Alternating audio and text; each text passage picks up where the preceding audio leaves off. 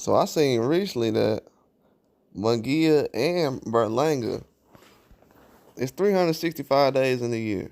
But for some reason, Munguia and Berlanga posted their Cybertrucks the same day.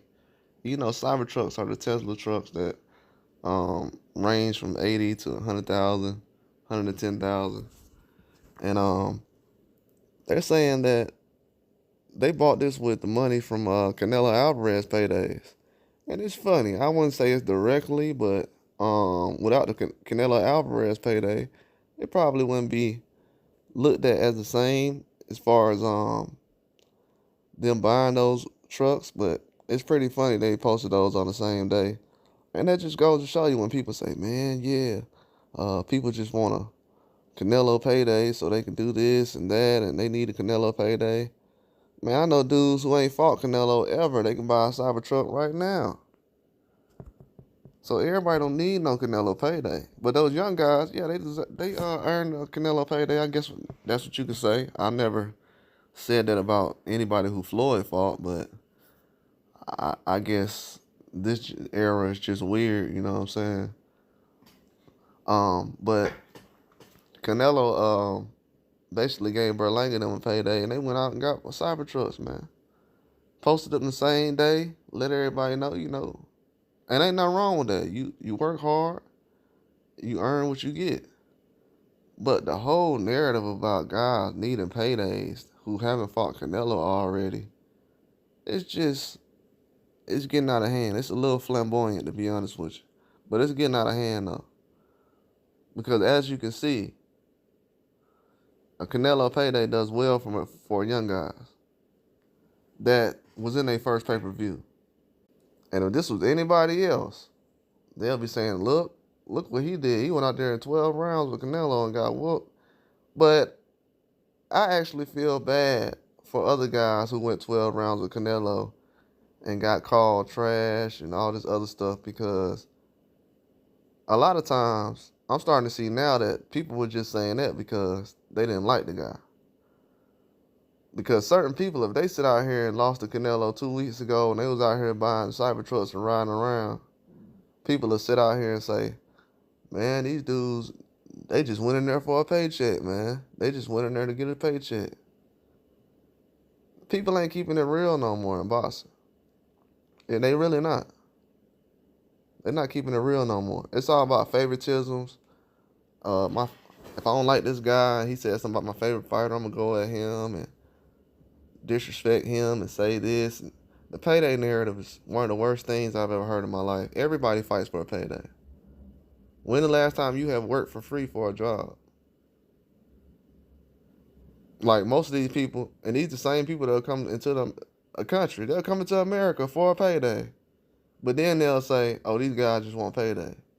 You want a payday. You came to America to get a payday. So what are we talking about? Why is this even a discussion in 2024? Triple G wanted a payday. If anybody wanted a payday in boxing, Triple G wanted a payday at the highest level. The dude ain't fought nobody except Canelo and Danny Jacobs. He had plenty of options. Fighting 47s and everything else at 160. Disgusting stuff. It's disgusting.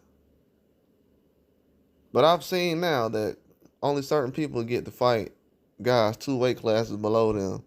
But it got to be a certain person at a certain time from a certain country, and he got to have a certain name, and well, he's not a pay-per-view star, but he got a name, American, Kell Brook. So I don't really understand where the whole payday narrative be coming from.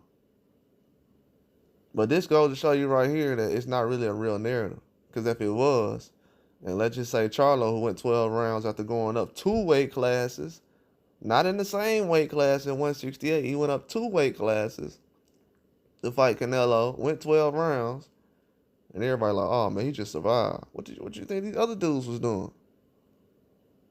What you think they was doing? They was winning? Nah, they was surviving too. They was getting off the ground too. These guys was getting off the ground. Same way he did.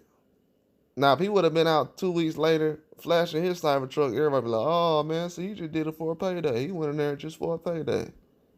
Gotta keep that same energy all around, and that's why people lose me at when it gets to that situation.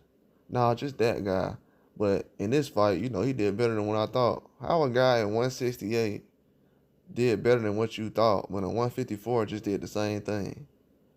So he fought the same way a 154 did, and you was more mad at the 154 for fighting like he was a 154, but the guy at 168, you're proud that he went 12 rounds? Oh, okay. All right. I understand what's going on now. It's definitely not it can't be explained at this point. It can't be explained. It can't be explained. It really can't. It don't. When you have facts these days to back up what you're saying, it can't be explained. It really can't. And people's narratives right now, guys, is too small. I'm trying to figure out that, and they want paydays. That payday narrative, everybody getting paydays from what I seen.